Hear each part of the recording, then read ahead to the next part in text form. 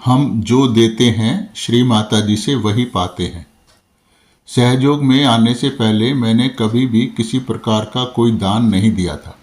अगर कभी कोई गरीब और दुखी व्यक्ति मुझसे कुछ मांगता भी था तो मुझे उस पर दया आने की बजाय क्रोध और तिरस्कार की भावना उत्पन्न होती थी। उसे दान देने की बजाय उल्टा उसे डांटते हुए कोई सलाह ही दे दिया करता था, क्योंकि वो मेरी दृष्टि में तुच्छ लोग होते थे। मंदिर में जब मैं प्रसाद चढ़ाने जाया करता था तो वहाँ देखता था कि पुजारी की निगाहें तो बस इस बात पर हैं कि प्रसाद में क्या आया है, और अगर बढ़िया प्रसाद जैसे बर्फ़ी वगैरह आती थी और कैसे उसमें से ज़्यादा प्रसाद वो भगवान को भोग लगाने के नाम पर निकाल लिया जाए और बाद में स्वयं उसका उपयोग किया जाए।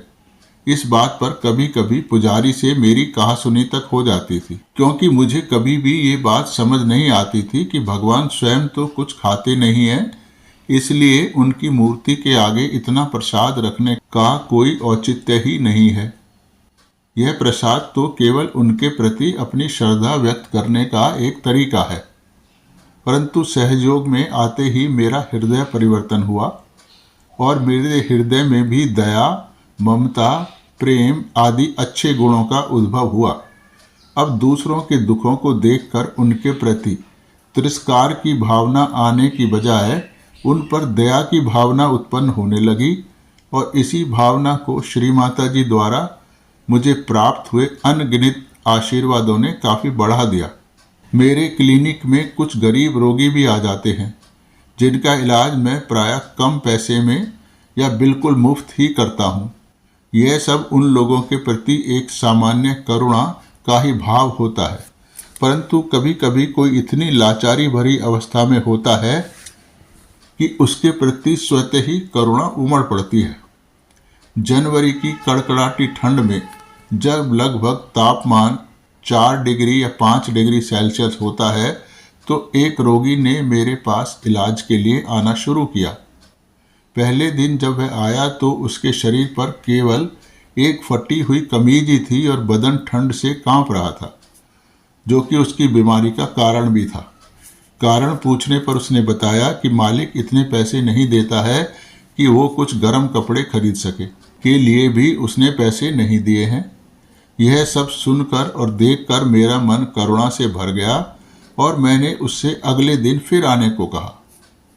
यह करुणा इतनी ज़बरदस्त थी कि उसने मुझे इस व्यक्ति की मदद करने के लिए बाध्य कर दिया, और अगले दिन ही मैंने उसके लिए अपने घर से एक स्वेटर, 2 कमीजें और एक पैंट ले जाकर उसको दे दी, और उसको देखकर मैंने अपने हृदय में बहुत प्रसन्नता का अनुभव किया।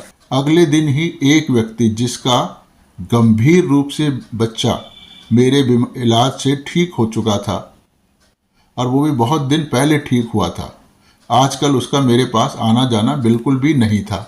वो मेरे क्लिनिक में मुझे भेंट करने के लिए 4 गर्म कमीजें, स्वेटर और पैंट ले आया, और धन्यवाद स्वरूप उसने वो मुझे भेंट कर दी, जबकि उसके बच्चे को ठीक हुए बहुत ज़्यादा समय बीत चुका था और मैं तो इस घटना को पूरी तरह भूल ही चुका था। और उस समय मैंने उस बच्चे का इलाज करने के लिए अपनी पूरी फीस भी वसूली थी, उस पर कोई उपकार नहीं किया था, इसलिए इतने दिनों बाद उसके द्वारा मेरे लिए उपहार लाने का कोई औचित्य बनता नहीं था। ये सब श्री माता जी के द्वारा भेजा गया उपहार है। इसीलिए हमारी श्री माता जी को रोकड़ा देवी भी कहा जाता है। मतलब जो कुछ आप किसी के लिए भी करते हो तो श्री माता जी तुरंत ही उसको कई गुना बढ़ाकर आपको वापस करती हैं।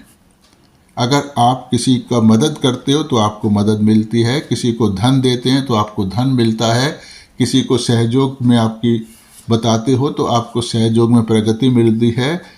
ऐसे हर चीज़ जो आप देते हो वही की वही लौट कर आपके पास वापस आती है।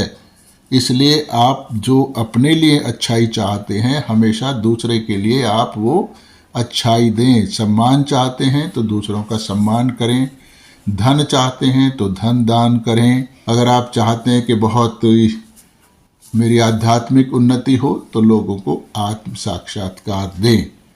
जय श्री माता जी।